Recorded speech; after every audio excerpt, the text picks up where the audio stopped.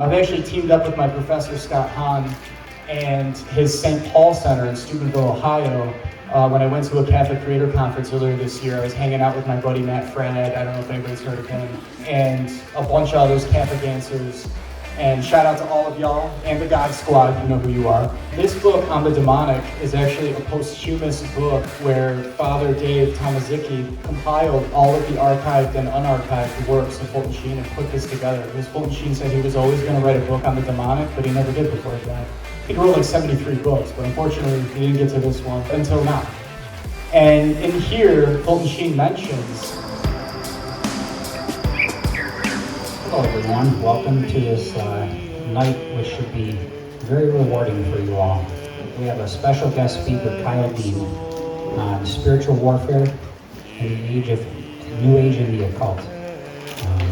So if you haven't been here before, we do have bathrooms right outside the hallway here. And please get food right now before we start the talk if you haven't yet. I'd like to introduce Kyle Dean, a good friend of mine, and he's going to hopefully provide some enlightenment on this really important topic. Kyle Dean.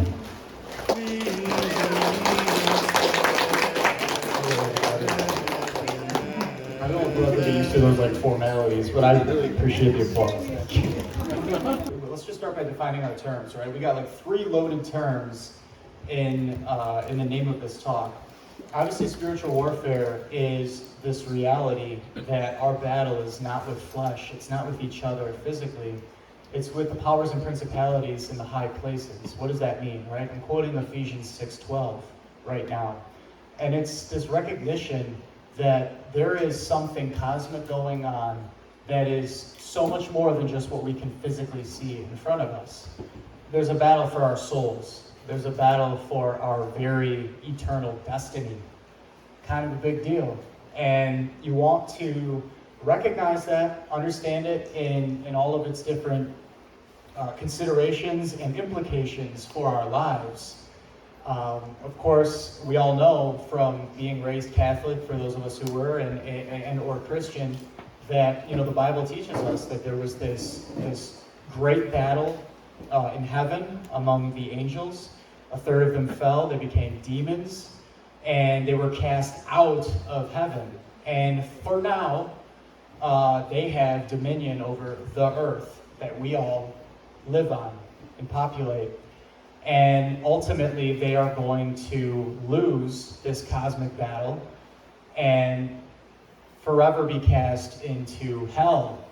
But those of us who knowingly or unknowingly go along with their ploy, but who, regardless of whether it's the demons doing it, who should know better, right? Because as we see in the book of Romans, St. Paul says, even the pagans aren't going to have an excuse on Judgment Day for recognizing that there's a God and understanding what that means in terms of our relationship as the created to the Creator. Because just by looking at nature around us, you can infer that there is a God, right? And we're not it. We are created, not creator. So we are what St. Thomas Aquinas would call contingent beings, meaning that we could or could not be here. It's a gift that we're here. Whereas God is the necessary being, right? He necessarily exists. We're contingent.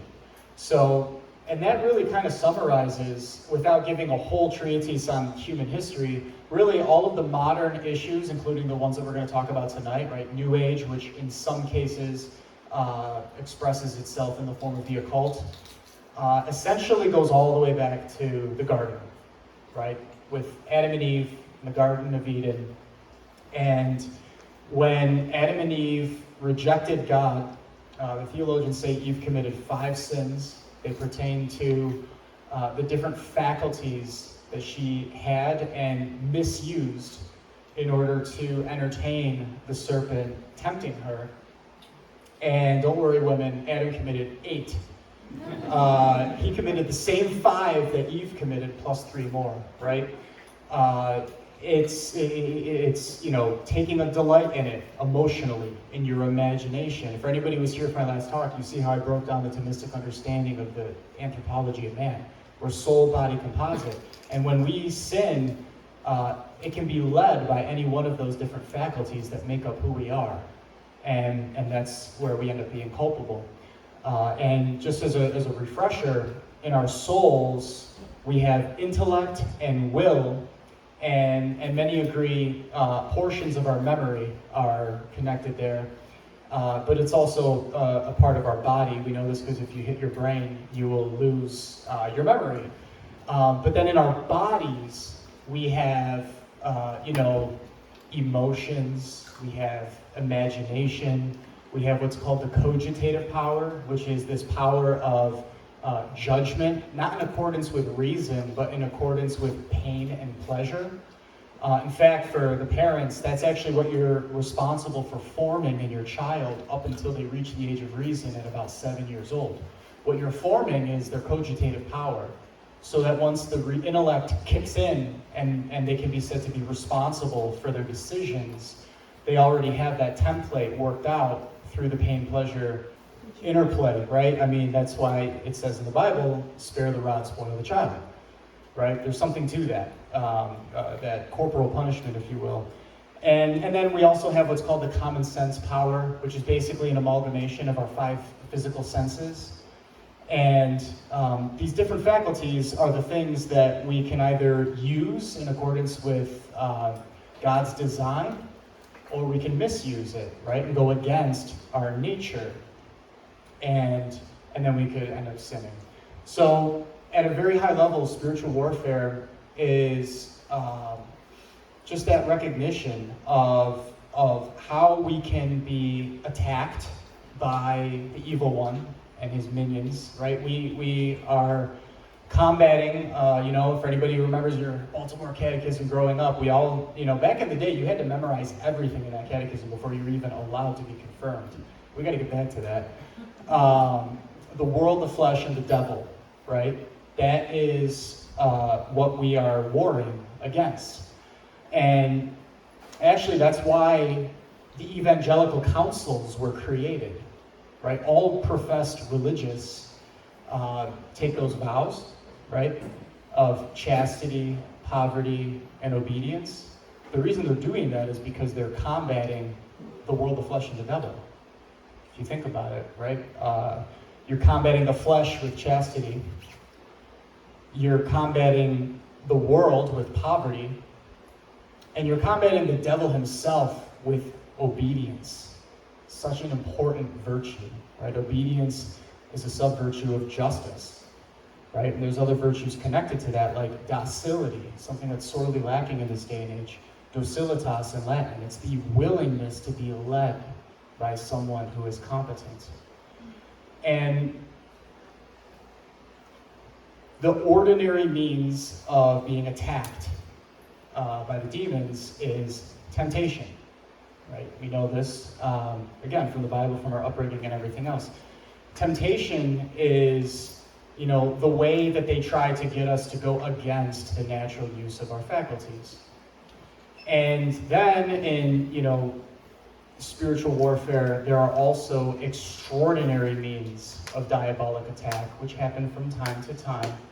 That's the kind of stuff you're going to get if you get caught up in the trappings of New Age, certainly occultism, and and they have, it's a very scientific thing. That could be its own talk, but, there's what's called diabolic oppression, there's diabolic obsession, there's different forms of diabolic possession. Essentially, with those grades of attack, extraordinary attack, the demons are going from attacking you from without and attempting to ultimately get within, right? Which ultimately at the level of possession, is what would happen there. And that's why the church has spiritual remedies for these kinds of afflictions. And there's other classifications as well, like infestation, for example, is what we refer to if there's diabolic activity in a place, in a locality. And then there's also cursed objects, as opposed to what we have in the church, blessed objects, right? Essentially what you're seeing is that Satan has this anti-kingdom. He has this inversion of what God created and the original design purpose that God had for us. So he's envious, prideful, and also kind of boring, actually. Like, he's not a good creator. So he defrauds, he tries to invert what God already created. So those are things that you can look for if you're looking for the patterns of diabolic activity. And so that's at a high level spiritual warfare. Let's talk New Age. So New Age is actually something, I meant to have this pulled up. I'm going to have to do a little video editing. Bear with me for a second here. The church has written an incredible document on this, and I highly recommend it for anybody that wants to learn more after hearing this talk. So what do we have right here? This is from the Vatican's own website, so you know it's super legit. This is literally what the church teaches about the New Age. This is a document that came out in 2003. It was the church's response to a growing problem in the world. It's called Jesus Christ, the Bearer of the Water of Life, a Christian reflection on the New Age. So, Brother Francis, if you just scroll slowly across the table of contents, you'll see here, we've got what kind of reflection is this, why now, cultural background, New Age in the Catholic faith, what is New Age spirituality, here's the overview, what goes into the thinking, what does the New Age say about the human person, God, the world, how do we connect it to the Christian faith, right? Is it spirituality? Spiritual narcissism, something to look out for. This cosmic Christ idea that you see floated around. And, muddying authentic Christian mysticism, which we covered a lot of that when we got into levels 5 through 9 of prayer, for those of us who were there for that talk. And then this New Age counterfeit mysticism that the evil one is trying to emulate the authentic thing, right? And then, et cetera, et cetera, et cetera. You see you get the idea. It's very comprehensive. And so don't believe a word I say. Check this thing out. If you want to know what the church teaches, I think you might actually be a little bit shocked some of the things that are in here. I mean, this document does not pull any punches. It absolutely condemns feminism, absolutely condemns yoga, for example. Because these are extraordinarily dangerous things that are antithetical to Christianity. That's a pretty audacious thing to say if you can't back it up, right? So let's attempt to do that. But before I do, I just want to give you a background on what this is. Like I said, this literally goes back to the Garden of Eden. So to try to trace the origins of magic and the occult and esotericism and all of this crazy stuff, you really got to go back to the Garden of Eden. But for the purposes of this talk, let's jump to the 19th century. What happened in the 19th century, okay? Here's what we'll do. I've noticed Father Chris Alar from the Marians of the Immaculate Conception has kind of popularized this. He didn't invent it. It's literally history. But I'm seeing more and more priests. We just had a priest give a homily on this locally like a weekend or two ago. There's these 3 years that are really effective kind of placeholders to give you this idea of what we're dealing with right now. And they're 1517, 1717, and 1917. And actually, Father tonight in his homily touched on the 1917 one. In 1517, we know, was the advent of Protestantism with Martin Luther, right? And it was a divorcing of Jesus Christ from his church. That's what that was, in effect. That's the impact that it had on people's understanding of spirituality. Then in 1717, you had the opening of the first ever Freemasonic lodge. Anybody here? By a show of hands, everybody know what Freemasonry is? Okay, we got some people familiar. For anybody who doesn't know, it's this like good old boys club secret society that got started to try to basically wage silent but very effective war against the church and to basically rule the world. And it sounds nutty, maybe, to people who think that sounds like a conspiracy theory. But it's very real. In fact, Freemasonry is the #1 condemned philosophy that the Catholic Church has ever written on. The Catholic Church has written more documents to condemn Freemasonry than any one other single philosophy. And essentially, Freemasonry is going to become a key component of this talk, because what Freemasonry is, in its essence, in terms of its spirituality, can be described in one word, which is syncretism. So syncretism is this willingness to amalgamate all different disparate philosophies, spiritualities, and to try to hodgepodge them together to create a new one. Or it's basically a way of saying, come as you are, live and let live, right? Like whatever works for you.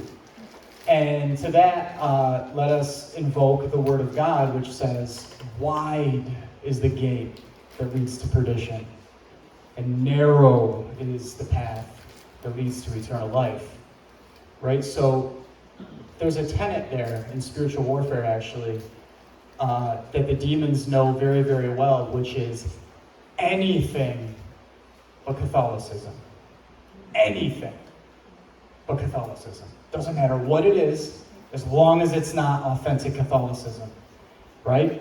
And that's what you're seeing over these past centuries. It started in 1517 with the Protestant Revolution. And again, I mean, that's one starting point. You also have the Great Schism in 1054. I mean, again, for the purposes of time, we got to contextualize and get to where we are today. But that was the divorcing of Jesus from the church. Then in 1717, with syncretism, and what Freemasonry began to do was essentially divorcing Jesus Christ from religion, right? You can have religion or philosophy or whatever, like this belief system, as long as it's not, Jesus Christ, or it's not Catholicism. And then in 1917, you saw a further advancing of the demonic forces on this earth, where Our Lady of Fatima literally had to come to Portugal and warn the world through the three mystic children, Lucio, Francisco, and Jacinta, that communism is coming. And communism, invented by Karl Marx, actually Fulton Sheen wrote a lot on communism. I have a book here that I'm going to recommend everybody. This is really weird for me to say this, but I actually have an affiliate link to this book. So when this talk comes up on my YouTube channel Friday, there will be a link. Please go to that one, because it will support my ministry. I've actually teamed up with my professor, Scott Hahn, and his St. Paul Center in Steubenville, Ohio. When I went to a Catholic Creator Conference earlier this year, I was hanging out with my buddy Matt Frad. I don't know if anybody's heard of him. And a bunch of others, Catholic Answers. And shout out to all of y'all and the God Squad, you know who you are. Tons of different influencers throughout the nation who are fighting to save our church. And this book on the demonic is actually a posthumous book where Father Dave Tomaszicki, hopefully I'm saying that right, strong Polish name, compiled all of the archived and unarchived works of Fulton Sheen and put this together. Because Fulton Sheen said he was always going to write a book on the demonic, but he never did before he died. I think he wrote like 73 books, but unfortunately he didn't get to this one. But until now. And in here, Fulton Sheen mentions that communism is essentially it's like the great evil of the 20th century. We all know the 20th century, communism took 100 million souls. Were killed, murdered because of communism. Nowadays it has different names. Liberalism is one of them, socialism, and all these different things, which, by the way, the church has condemned a long time ago. Blessed Pius IX in the late 1800s wrote a document called the Syllabus of Errors. You can also pull it up on Vatican.va. It makes it very clear liberalism is condemned. It's incompatible with Catholicism, right? Because it always ends up getting packaged in a new name, a new heresy, but it's the same old playbook that the demons have been doing since the beginning. And fascinatingly enough, in this book on the demonic, Fulton Sheen mentions that Karl Marx, the progenitor of communism, stated that in the wake of what happened with 1517, I'm paraphrasing here, but with Protestantism, what happened there we have effectively eliminated the external priests. Now it just remains to eliminate the interior priests. And that was his actual goal with making communism spread throughout the world. Insert our Blessed Mother, who is an incredible mom, and she warned us through Our Lady of Fatima. Basically, the whole message of Fatima was Russia will spread her errors throughout the entire planet. And the theologians, the competent Catholic theologians, have made very clear that that specific line is referring to communism. And, which, by the way, feminism, and I don't mean like the original, maybe first wave, but second, third wave. A lot of people don't know this, but the father, it's not even a mother, the father of feminism is Lenin.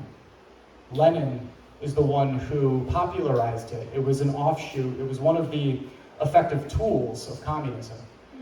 So how did we get into all of this crazy stuff, right? Let's back up for a second. By the time Freemasonry is getting a foothold in human history, and it's creating this counterfeit movement that is at war and enmity with the Catholic Church, there was this really, really popular version of syncretism that came out. It was called Theosophy, kind of a weird word. You'll see it right here, the Theosophical Society. Actually, it started here in the good old state of New York. Woohoo! So, our homegirl, Helena Blavatsky, what a gem. She got this thing going, and Theosophy, right? Greek. Theos is God, Sophia is wisdom. She wanted to create, with others, you see Henry Olcott here, an evolutionary type of spiritualism. They wanted to fuse elements of Eastern and Western traditions. And I wanted you guys to see it so you see it right from the source and not just from me. Basically, there are three expressed goals when they got this thing off the ground in the late 1800s. Is one, to form a nucleus of the universal brotherhood of humanity without distinction of race, creed, caste, or color, so inclusive. Two, to encourage the study of comparative religion, philosophy, and science. And three, to investigate unexplained laws of nature and the powers latent in man. And this, ladies and gentlemen, was the seed planted to give us what we now refer to as the New Age. So it all started here. So when they created this, think of that the first one there, right? You see all of that like diversity and inclusion. This is why I say I don't think you're even going to believe me. I should scroll down so you can see it for yourself. This is literally what the Catholic Church has put out. What they actually say is that what's so frustrating with this movement is that diversity doesn't just become something that you merely tolerate, but it's actually supposed to be referred to as normal. And that, those are strong words. Obviously, in the context of spirituality, like a conversation about spirituality, you need to realize that, diversity may not be our strength. Because if there's an authentic spirituality, or let's say maybe a most authentic spirituality that is, supersedes the rest, then what does diversity have to do with that? Nothing. It's actually the enemy of truth. So Helena Blavatsky kind of got this thing going with Henry Olcott and others because she herself really, really hated patriarchy. She hated, she perceived mankind as a power struggle between men and women. And that's not authentic Catholicism, just to get that out of the way right now.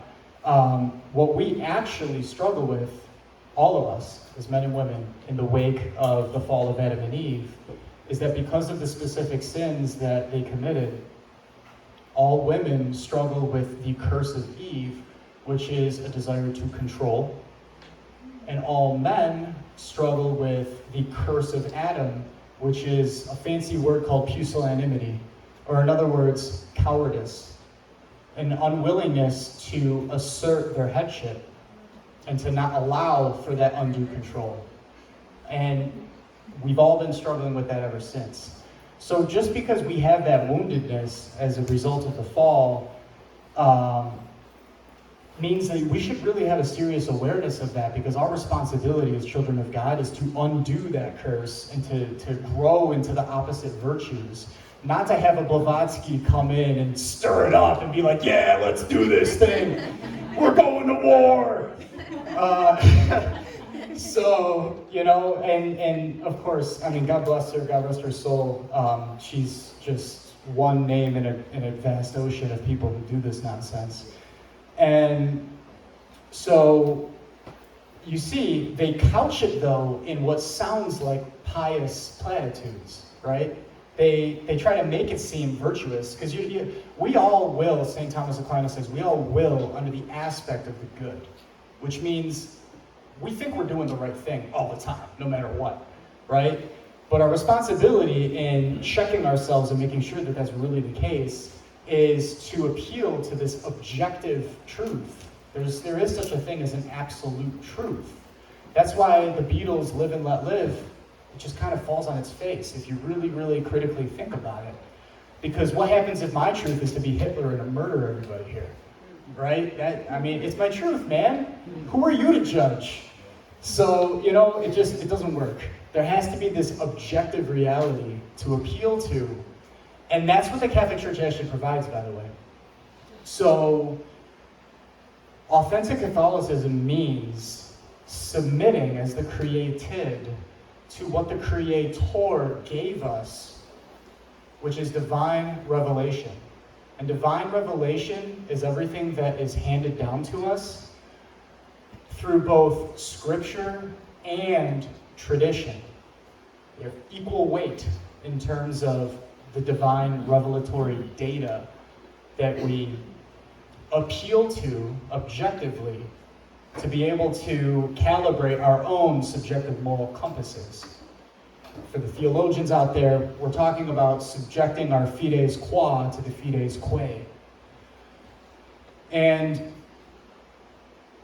when New Age came into the mix in the late 1800s and into the 1900s, it waged war on all of this, and in effect, what did we get? What we got, and get still, is basically these appeals to our basest natures in a way that is intended to deceive us without us realizing it. What do I mean by that? So, syncretism is the first one to cover, and we kind of already laid that groundwork, right? This idea that, oh man, your truth is your truth, and who am I to judge, and it's just awkward, I feel weird, like, I don't think I believe what you believe, but, you know, I just want you to like me, and, you know, like, all this really, you know, it just, what does that appeal to? Our emotions, right? And emotions are in our body. This is a really important thing for me to say, by the way. The demons have access to our bodies, but they cannot access our souls. Which is why your intellect and your will needs to be very well formed. You're the king and the queen of your faculties. And the rest of your faculties in your soul-body garden need to be subjected to the king and the queen. Or else you're going to have a lot of problems. And if you're appealing to your emotions and how you feel, feelings-based language, I feel like this, I feel like that. What if I told you that that was actually a concerted effort to get people to start speaking like that because they wanted to hijack these ancient realities? Look it up, it's true. It doesn't really matter what you feel at the end of the day if it's not in accordance with the truth, what you think, right? So, or you could just, fall into the snares that the evil one's laying all around us. It's a wide gate. But from syncretism comes relativism. Relativism is like the opiate of the masses today. Moral relativism is, again, I've said it in different words already, but it's the Beatles' Live and Let Live. Your truth is your truth. If you want to know, essentially New Age in a song, listen to Imagine, right? I mean, that is the most satanic filth ever. And it's literally designed to brainwash you into accepting that as something good. And so this relativism, what if there was no religion? What if we could just get rid of all of this stuff and whatever makes you feel awesome is good enough, right? That's relativism. Moral relativism wants to subjectivize everything so that you are neutered from appealing to the objective truth. I'll give you a really quick and simple way to hijack anybody that's either knowingly or unknowingly caught up in this brainwashing. It's really simple. If someone hits you up and they're like, yeah, man, I don't believe in absolute truth, you hit them back with, do you believe that absolutely? Because the objective reality is self-evident. It's there, whether you want to brainwash yourself into not recognizing it or not. It just is. That's not even a religious thing. That's a philosophical thing. But of course, we have these incredible gifts that enrich our understanding through the divine revelatory data that we're also blessed with. And so, syncretism, relativism, actually, St. Pius X, the Holy Pope from the early 20th century, was dealing with all of these problems. What our Pope of the day said when all of this was super hot was that, was it relativism or modernism? They're essentially, two heads of the same hydra. He said that this is the synthesis of all heresies, right? So, it's basically, it casts the widest net of like all of the problems ever since the fall in the garden can be summarized by relativism and what is now also referred to as modernism. It's this appeal to subjectivism. And New Age is so seductive at tricking you into getting into this because it really, really empowers individualism. That's kind of like its main thing. So, I made a promise that I was going to tell a personal testimony because it's like, it'll make things way more relatable than just like dropping facts or whatever. Is that okay with you guys if I do that real quick? Okay, sweet. So this is a bit of a shift, but I'm basically going to share with you like how did I even get involved in understanding or even caring about this stuff. So I am the product of, an upbringing that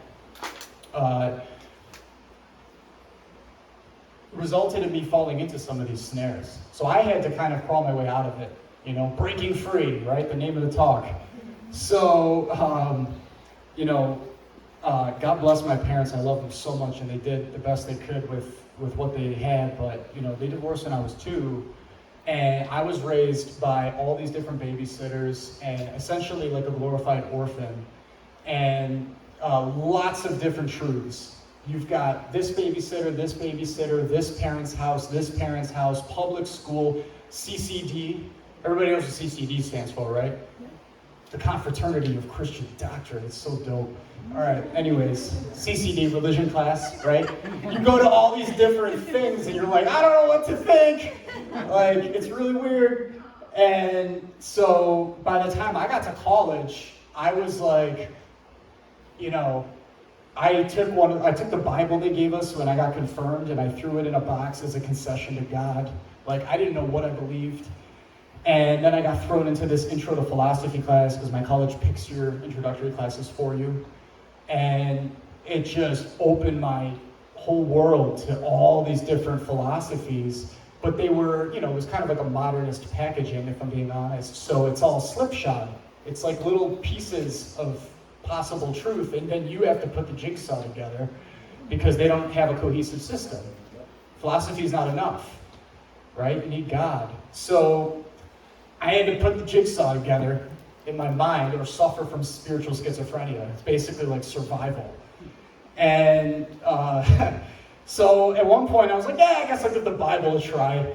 And, opened this thing up, and I was like, I better start on page 1 of Genesis. I kind of flipped through Revelation in high school. I was like a self-proclaimed atheist because I thought a Marilyn Manson quote was cool. Like, it was bad. And I was like, the end of the world is in there, right? Like, I want to know about that. And that's all I had. So I actually started from page 1 of the Bible and got through the whole thing. And that was the beginning of my spiritual experiences, actually. I was touched by God to basically keep going. And then I had a near-death experience. That's its own talk. And then I spent the next almost decade straight trying to comprehend what that was. I saw the white light. I mean, it was just all-encompassing. And I was looking into every world religion in existence for the answers. I was looking into Zoroastrianism with ancient Persia, the Emerald Tablets of Thoth, the Hermes, I mean, you literally name it, and I've done it. And I was trying, without realizing it at the time, I was essentially the quintessential product of New Age. And the way that I would describe it now is the seductive lie of New Age is this idea that God is at the top of a mountain and there's more than one way up the mountain. Pick your adventure. It's like one of those like choose your adventure books. You know, I'm on this page now, let's do this. And that's New Age in a sentence.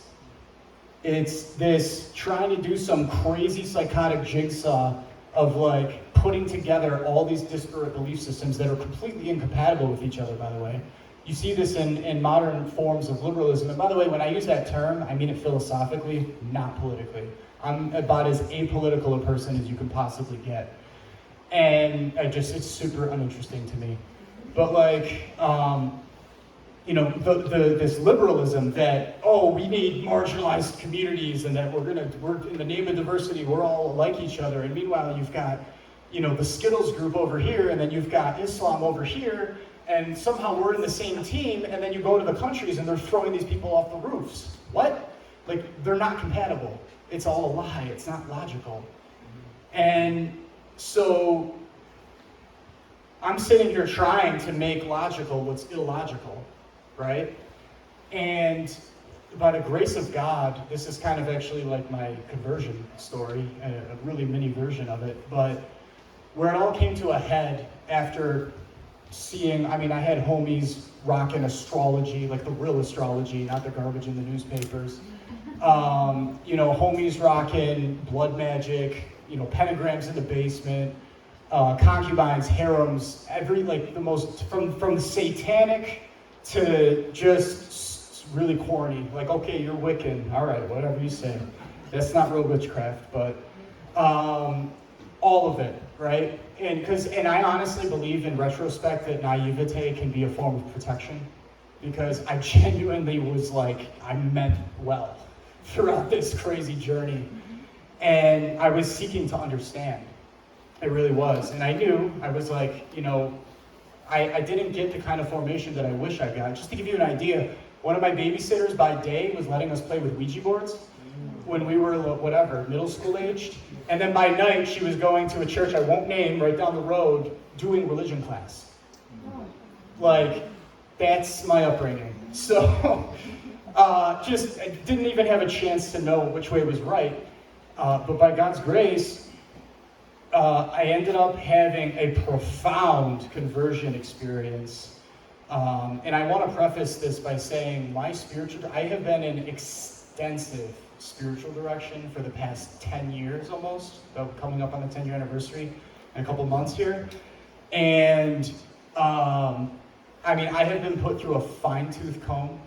I feel like it's important, I feel like it's important to say that I have been put through the ringer, and I, for the first time in 10 years, have been given approval to share what I'm about to share with you publicly. My spiritual director said that it's important for me to share the story because it makes it relatable, and also can give people the opportunity to realize, wow, if God could do that in that person's life, he could do something like that in my life or someone that I know, right? So, long story short, and I also got my wife's approval, by the way. I was so far gone in terms of like doing it God's way, because I didn't know better yet, versus just being an authentic truth seeker, that I was dating a pagan. And something really weird happened. I had actually had holy seeds planted amidst all of the chaff here. There was some wheat. And I was actually into, like, I was a practicing Buddhist for a while in the Soto Zen school under the Mahayana tradition. And on my way to this transcendental meditation, New Age, you know, I mean, it's actually ancient, but there's a lot of New Age versions of it.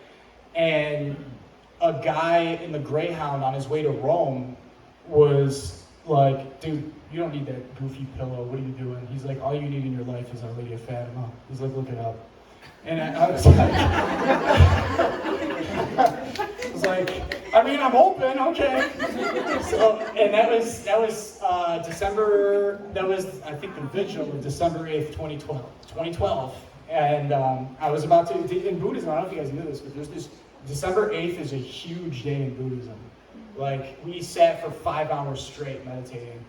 And that's like a thing that they do around the world. I think it's fascinating that it happens to be on the feast day of Immaculate Conception. Interesting, you know. The God and the devil are always doing things on certain holidays, times. There's meaning behind so many, it's just amazing. And over the next years of being exposed to Marian apparitions, I studied the patterns there, and I realized, like, oh my goodness, like everything, the church-approved ones, I don't even waste time on the non-church approved ones, or the ones that are in flux because it's not safe. But for the church approved ones, those are fascinating enough. And so I had gotten enough into those that I was growing this, like, I guess you call it curiosity before it became a devotion, which classically is a vice, by the way, curiositas. You know, getting into information that's not due to your state in life. Not the case here, just interested.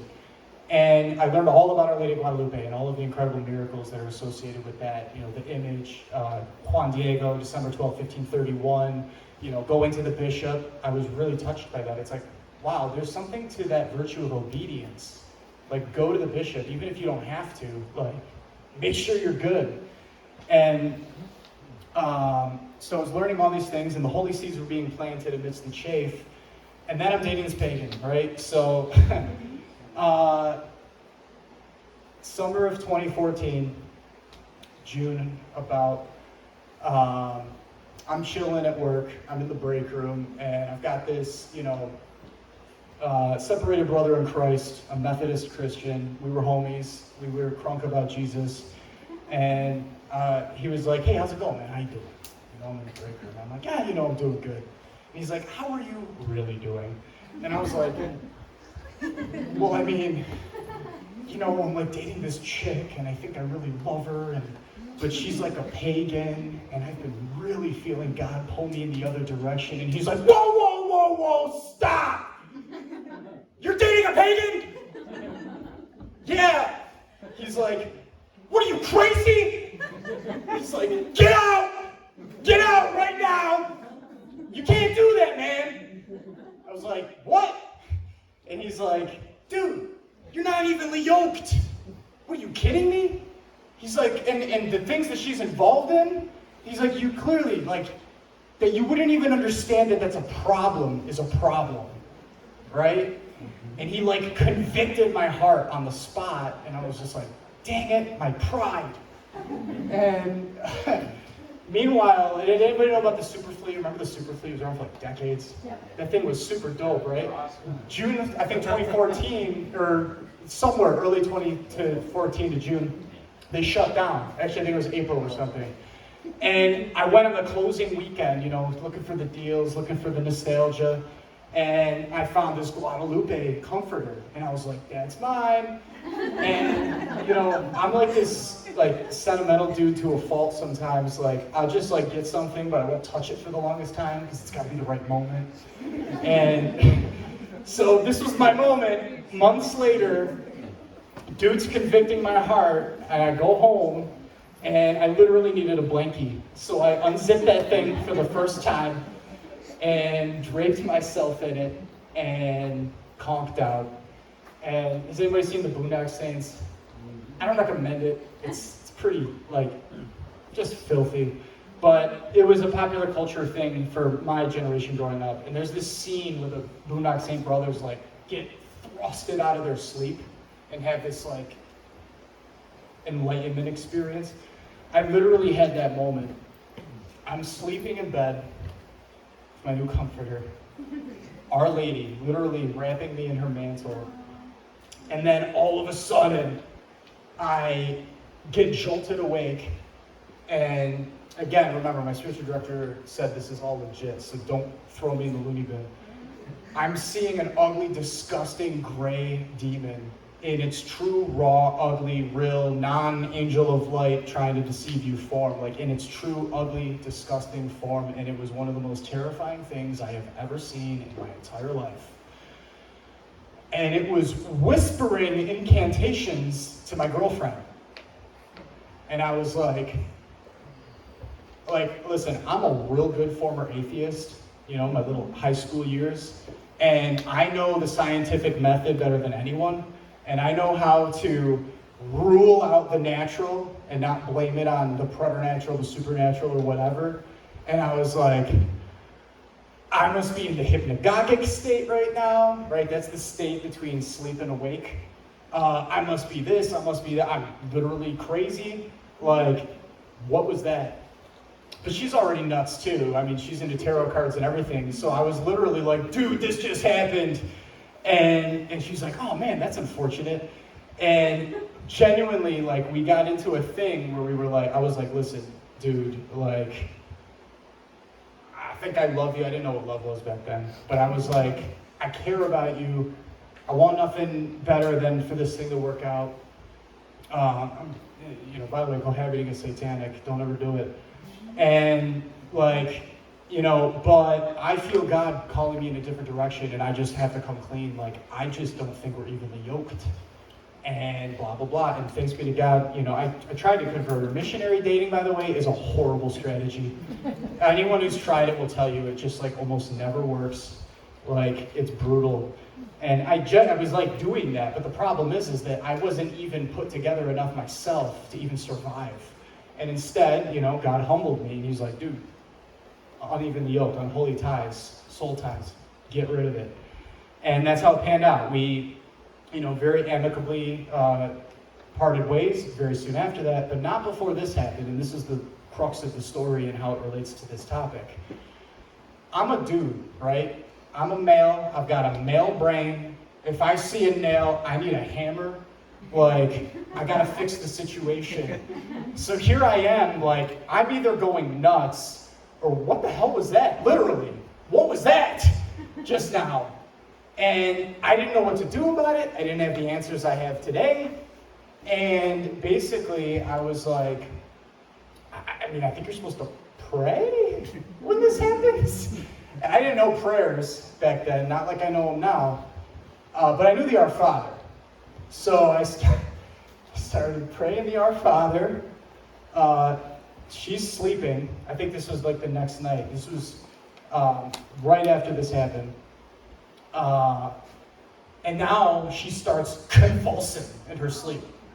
I got a couple lines into the Our Father. I was kind of doing like this. And I was like, dude, if she wakes up, she's gonna be like, you're such a weirdo. You're praying over me now.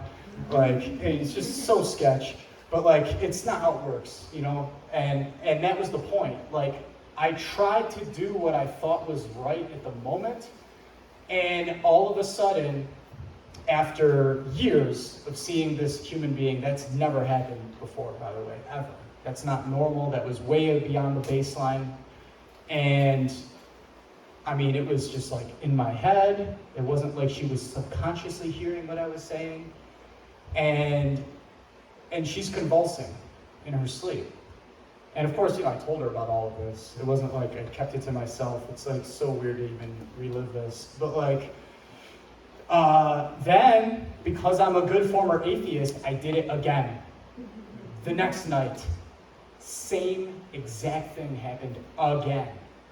So now I've got 2 sets of data to work with, and I'm like, I'm sorry, but that doesn't result in Kyle's crazy. That results in there's something like to this. And I don't remember if it was immediately after the first one or the second one, but I would guess the second one. I got what I later learned through competent spiritual direction. I received a it infused grace into my intellect directly. This triple understanding, instantaneous. It came from without me, and it just like showed up in my intellect and was forever ingrained into me. And it was, number one, Ephesians 6 is extremely real, and the whole Bible. Everything about spiritual warfare, everything about putting on the armor of God, the fact that there's this war between good and evil, and it's invisible and it's beyond what we see in front of us, all of it's real. And you were just blessed, unworthy as you are, with the opportunity to literally, like Our Lady came in and was like, I'm going to pull back the curtain and show you under the veil just enough to scare the literal living hell out of you and to shape you up for your mission in the future. That was number one. Number two was, whatever I'm trying to do right now, I don't understand it. I don't understand the mechanics of it. It's probably not how this is supposed to work. Back off. Like, reassess later, right? And thanks be to God, I obviously know very well now, you need to understand, like, with precision, like theological engineering precision, the lines of authority, power, and how all of this stuff works if you're going to be an effective soldier in the spiritual realm. And at the time, I didn't have the training. So, but I could feel the evil pushing back on me when I was trying to pray. Like, there was resistance. They were not happy. But then third, and this was absolutely the most important out of them all by far, it was, as much as you're trying to do a good thing right now, like, this human being needs to have a conscious walk with her Creator, with her free will, to come to know the Lord. You can't just, like, will the evil out of people. Like, that's not quite necessarily how it works. I mean, it's a both and thing, right? There's got to be some, like, cooperation on the part of the Energumen. Not saying that that's what she was. I'm not making a diagnostic on that right now. But the fact of the matter is that then we amicably split. Actually, that was 10 years ago yesterday. And that was the day that I prayed. I didn't know any, like, official Catholic prayers like I know now, but I prayed my own version of a surrender prayer. And that was the day that I gave my life up for the Lord. And He supplied me with this grace. There was this really profound thing that happened that day. And I was on the straight and narrow from then on. Found my wife. I thought I was going to be a priest, but I found my wife. And we did it, the church's way. And to the very, very best of our understanding, we followed what you're supposed to do. And so that's a little backstory of Kyle Dean the man, and Kyle Dean the sinner, Kyle Dean the redeemed. And that was the context in which I was called to grow in my faith and in mission. So not 2 years later, I ended up meeting our local exorcist who was giving a conference, not unlike this one. And not only did everything he said I already knew, but I was like helping him to refine it during the break. And I was just like, I just like already know all this stuff because of all of my years doing truth seeking. And they actually signed me up for the team. And I have been a authorized leader in spiritual warfare for almost a decade now. And I've taken on dozens of cases. I've helped multiple exorcists and grew through the ranks, starting as a diagnostic, intake specialist, and advancing from there, sometimes giving conferences for the diocese, et cetera, et cetera. And it's only by God's grace that I was able to really take this stuff seriously. And I had to walk the walk. of recognizing that you don't get to climb however you want up the mountain. You just don't. Jesus Christ said, I am the way, the truth, and the life. There is no way to the Father except through me. That's the narrow gate. It's not this, hell doesn't exist, or if it does, no one goes there, or just like the oldest lies. You will become like gods. You know, you're going to be like God. But you're not going to do it through submitting to his grace and understanding how that works, right? Sanctifying grace, putting on the habitus, actual graces, responding, like playing DDR. Anybody remember that thing? Actual graces are like, he gave it to you and you took, the opportunity promptly. You were obedient to God on his terms. You literally said, nope, I'm not going to watch that. I'm not going to binge watch on insert favorite. I don't even like to say Netflix anymore because they become so overtly satanic. But whatever. I'm going to instead pray The Little Office. Shameless plug. Any plug for the Blessed Mother is speaks for itself. But so, and then of course gratuitous graces, right? Those are the charisms. Those are the graces. They're called gratia gratis date, which means a grace freely given. And there's a humility component built into those. That's what I discovered over time, what I have. I have specific charismata that have been confirmed independently, objectively verified by the church. That's how that works. And it's usually a very slow grinding process. This isn't like there's no instant, process in these things. But when you're given a gratuitous graces aren't for you. They're for the other. That's where the humility, authentically works in there. And it's also how you discern its authenticity. So, shifting back to the New Age now, thank you for letting me share that, by the way. The New Age is trying to take our generation down. Two major ways that it expresses itself are in what's called esotericism and occultism. So esotericism is essentially seeking some hidden knowledge. One of the most ancient heresies by name that the church wrestled against was called Gnosticism. Gnosis that's like Greek, right? Gnosis is Greek for knowledge. And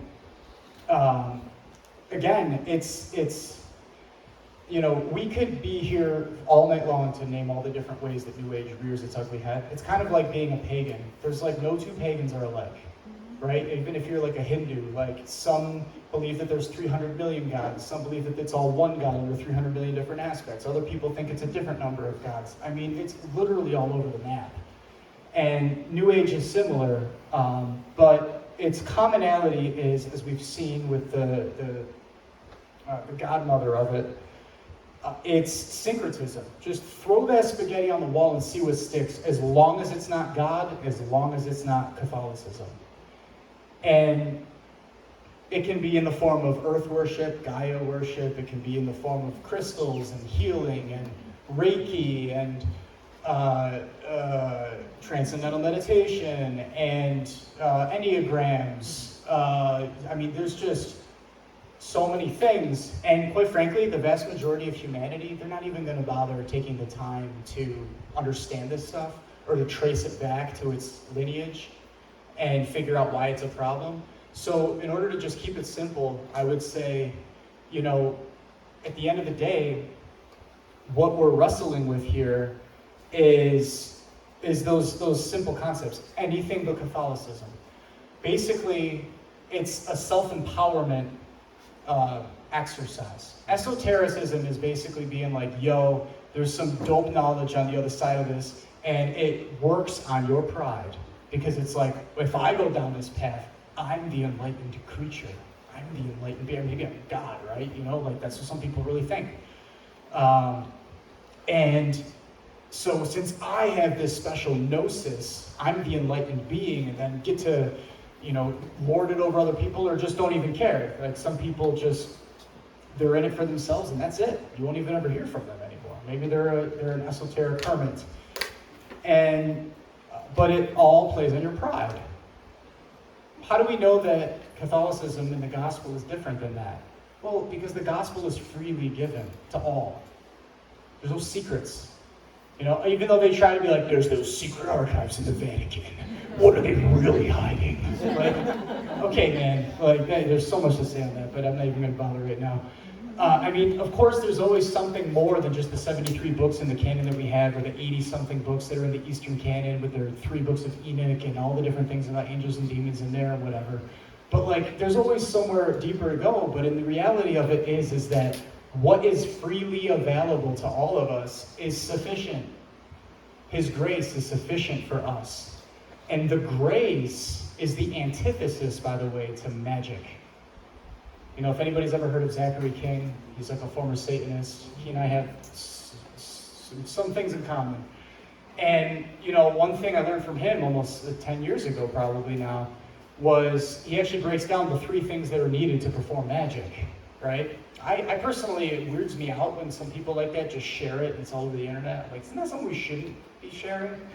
But I don't know, some people do, and I guess you do need to share it in the right context. Just like we need to know that there is actually an authority structure set up to get help in this diocese, and it's supposed to be in every diocese, right? For anybody that doesn't know, the way it works is that Jesus created the church. It's called Catholic, Catholicos, universal, and he had 12 apostles. You know, one of them was, there was always the devil from within from the beginning. That's a warning to every generation. But for the good ones, the successors of the apostles began with what are referred to as the apostolic fathers after the apostles. And from the apostolic fathers, you have the early church fathers. And from the early church fathers, you have what are referred to as the theologians, capital T. And it's a scholarly distinction of the universally agreed upon writings from about the 1100s to the 1750s. And then from there, you have current day. And that is how, if you actually study all of that and you understand it, you can see the pattern recognition of what is the divine deposit that has been handed down to us, in addition to everything that's in the scriptures. That's tradition. And it's super important to understand this stuff, because that is the antidote to choose your own adventure. Oh, I'm such an enlightened being because I decided to do yoga, and I'm growing into my self, capital S, self.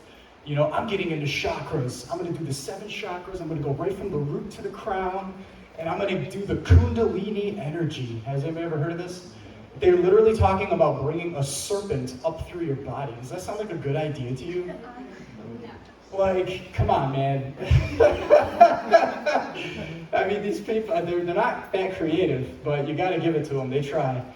And so let me touch on yoga, by the way, because some of these things are not classically New Age in the sense that they're ancient. They genuinely are ancient, right?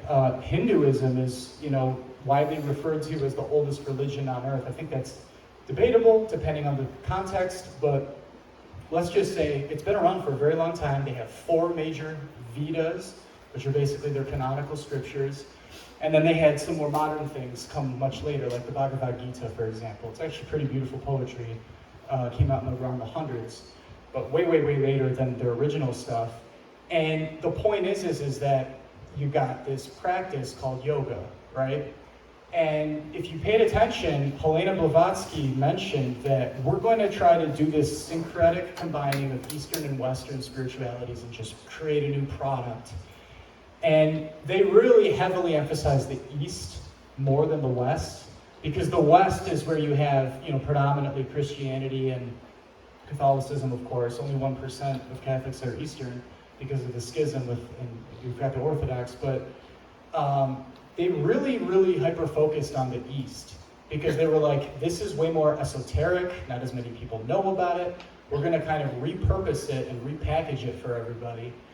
And then you have these like modern forms of yoga, but whether they're the modern form or the ancient form, I'm going to give you the Catholic Church's explanation for why it's not okay, because there is so much confusion on this. And quite frankly, I don't know if anybody's ever heard of Father Chad Ripperger. He's one of my colleagues in the fight. We've met. He's, you know, we help each other out. And you'll notice in his conferences, he talks about how being an exorcist or being on the team is like standing in front of a sewage pipe. Like all you're doing, and he does that for a reason, by the way. He's trying to demystify it because people get caught up in the amazingness of it. They basically fall into the second temptation of Jesus in the desert, right? Where Satan was like, throw yourself off the building, be a marvel to everybody. People love that stuff. And that's not the real deal. Like, it's a grind. It's a grind. You are standing on the receiving end of a sewage pipe. You gotta be tough as nails to be able to do that. And you have to stay focused and grind it out. And it's frustrating when you get these movements that are like, yeah, Christian yoga. What? That doesn't exist. There's no such thing. And we gotta clean up your garbage when you're doing that. You know, people get really seriously damaged by doing this stuff. And this is what the Romans wrote. I want to say it's Romans 1. It's definitely the book of Romans. St. Paul said that the gods of the Gentiles or the gods of the pagans are demons. Period. Point blank. Mic drop. Not going to do it because I can't buy you a new one. Like, that's what Christianity teaches. So instead of trying to, yeah, but I know people that love that stuff, and, you know, they're my friends, and I love them, and to me, love means getting along. Love doesn't mean willing the good of the other, unfortunately. That's what a lot of people fall into. They don't understand what true love is. It's charity. It's love of God and love of neighbor for the sake of God. That's our only job on this planet. Otherwise, you're falling into what's referred to as the vice or the sin of human respect. Right? You have to be so on guard against that. God does not care about your feelings if they are not in accordance with the truth. He cares about getting you on the straight and narrow. Right? And all of the saints are supposed to be the same way because we're called to be like God in all ways. So, the reason that yoga is a problem is because, like, listen, I get all of the counter arguments. Oh, but I just love stretching, and I love the exercise, and I love, you know, it's good for my body. That's great. There's like a billion other versions of exercising that's not called yoga. Go do those. Yoga, whether you're conscious of it or not, whether the practitioner is actually in the Hindu tradition or is in the line of Blavatsky, one of these like Western New Age yoga practitioners, when you do those specific positions in that specific arrangement, according to Hinduism's own Vedas, right, take it from the source, those are the positions of a whole litany of those different Hindu gods. And what you're doing by doing it is you're inviting them into you. And St. Paul warned you, they're demons. No human respect allowed in that processing. So that's just one tangible effect of the trappings of the New Age. You look at Reiki. Okay, Reiki, check this out. I'm gonna dismantle Reiki real quick. You got this Japanese dude in the early 1900s who learned about esotericism and was like, yo, I'm gonna do this like Gnostic, you're gonna learn these special massages, but they're gonna have these symbols attached to them, and you're basically harnessing the spiritual energy in the ether, right? Ether, it's one of the big elementals. And that's great, man, but you're kind of like 19 centuries late to the game, okay? Because the authentic version of that is called apostolic succession. The Catholic Church has had it for 2,000 years. That's why you need the bishops to lay hands on the next bishops, because they're passing the Holy Spirit down. That's why Catholicism is the OG, man. Like, it's so legit. Why do you need Reiki? It's such a goofy counterfeit. Like, it's like not even close. And as an aside on that, I'll just say, indefectibility is one of the main reasons why I'm a practicing Catholic, despite the level of spiritual warfare that I deal with, which is crazy. Indefectibility is a fancy word. It's one of the characterizations of what the Catholic Church is. It's a way to be able to say, yep, that's the Catholic Church. It comes from Matthew 16:18. And what it means is it's Matthew 16:18 is where Jesus said, the gates of hell will not prevail against my church, right? So I've actually looked this up because I think it's super interesting. If you study human empires on Earth and how long they last, you're looking at 250 years, 500 on a good day, okay? The world record is the Zhou dynasty, Z-H-O-U, Chinese dynasty of ancient times gone. And I want to say, I think it's 790 years is how long they made it before they crashed and burned. That's not even half of Catholicism. And so we, as young adults, should get excited about this stuff. It's like, dude, take it from me, if nothing else. Like, I'm not crunk about Catholicism because of the way I was raised, or because of the way that Catholicism, if you could call it that, was introduced to me growing up. No, I got a pretty lukewarm, not the best presentation of what all this stuff actually means and why I should be excited about it. I fell in love with it because it is the truth. It's the fullness of the truth. And it's super exciting to be like, dude, this thing's been around for 2,000 years?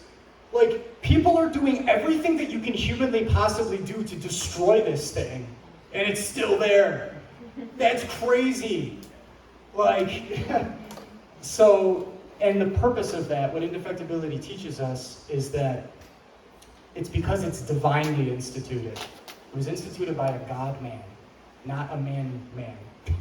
Not just a dude. Not just like this white European dude and all of the different tens of thousands of versions of Protestantism. Like, it was started by the God-man.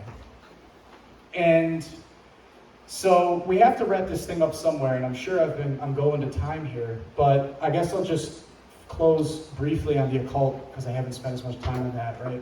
Esotericism is the seeking of, knowledge, and oftentimes hidden knowledge.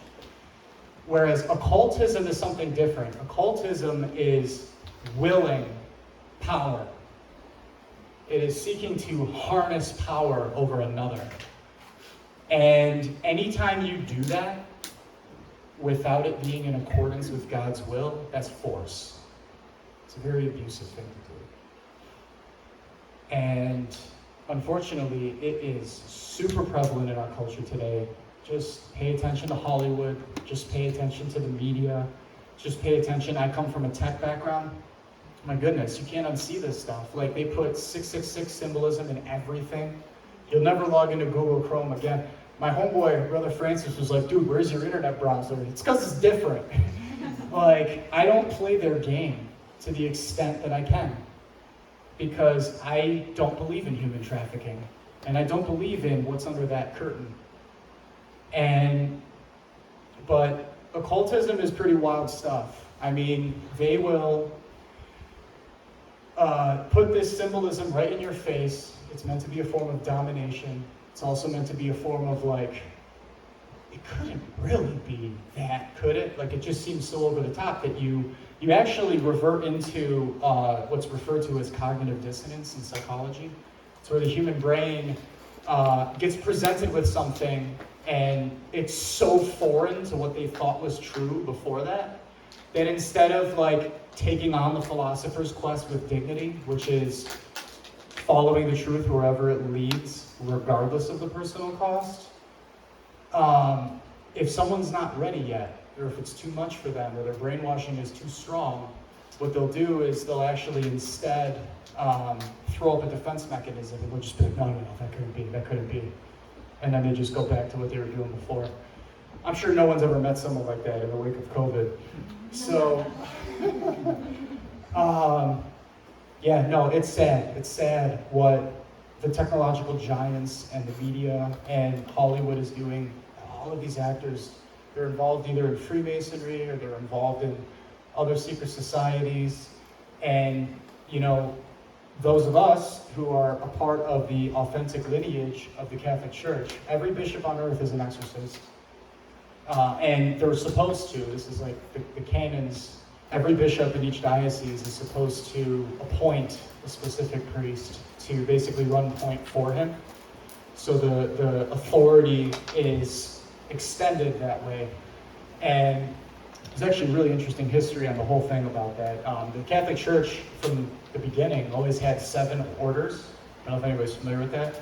But you receive tonsure, you get your hair chopped off, and then you enter into the minor order of porter, and then lector, and then exorcist, acolyte, subdeacon, deacon, and priest.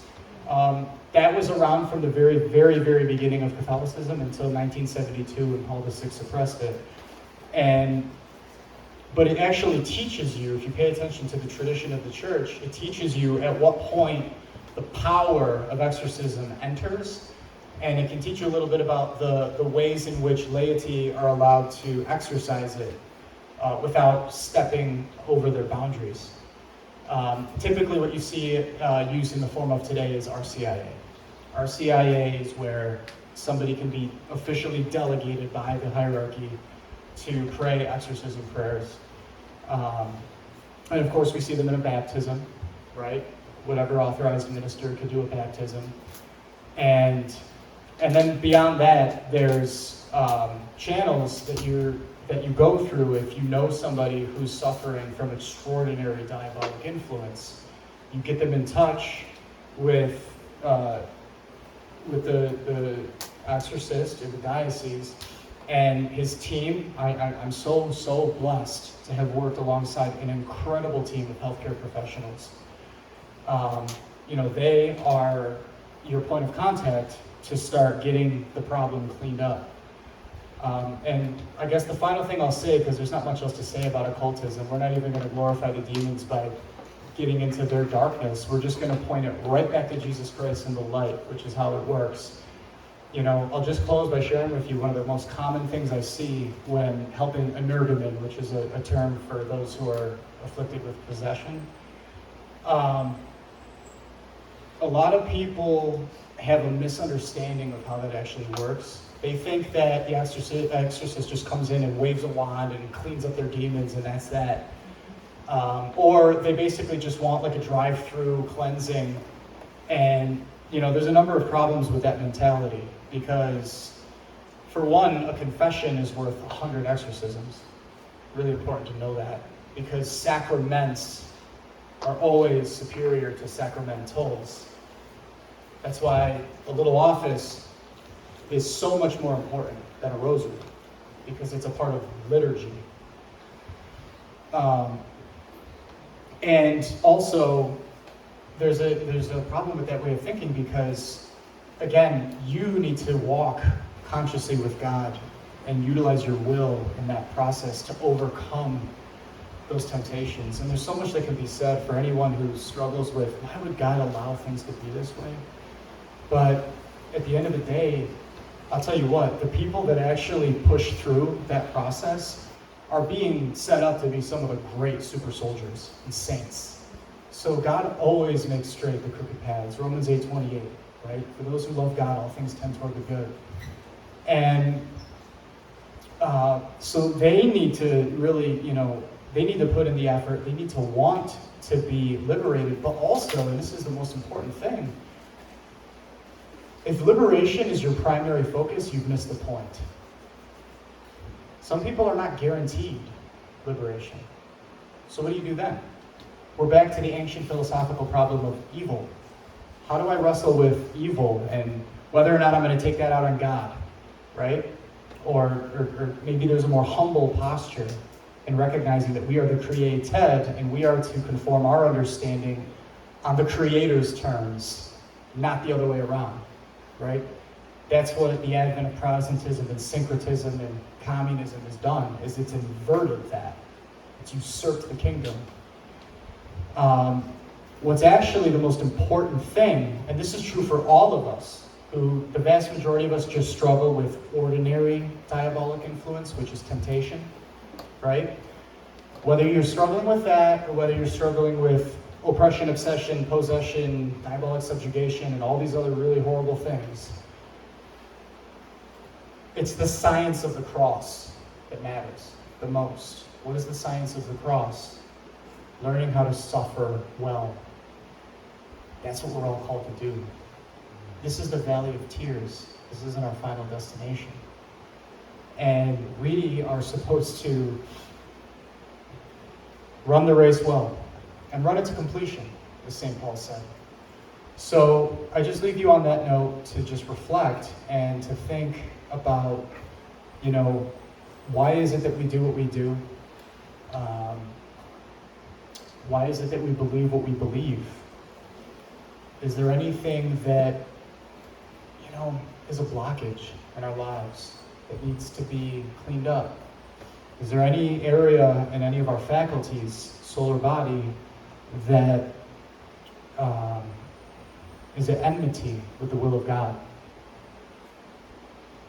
Because we need to wage the spiritual war effectively. We need to be on the lookout for the snares of the evil one, whether it's in the form of New Age, occultism, or any and all of the daughters of relativism. And we can turn to Our Lady, right? Our Lord and Our Lady. Our Lady is the conqueress of all heresy. It's one of her titles. And turn to her. I was saved by Our Lady. I'm extremely thankful for that. And it's such a privilege, quite frankly, looking at it right now, to be able to share this on my 10-year and a day anniversary of being set free and being able to turn it around and take what I learned and help people. And I encourage all of you to do the same. And if there's anything I can do to help, let me know. So with that, thank you. God bless you. See you at the fire.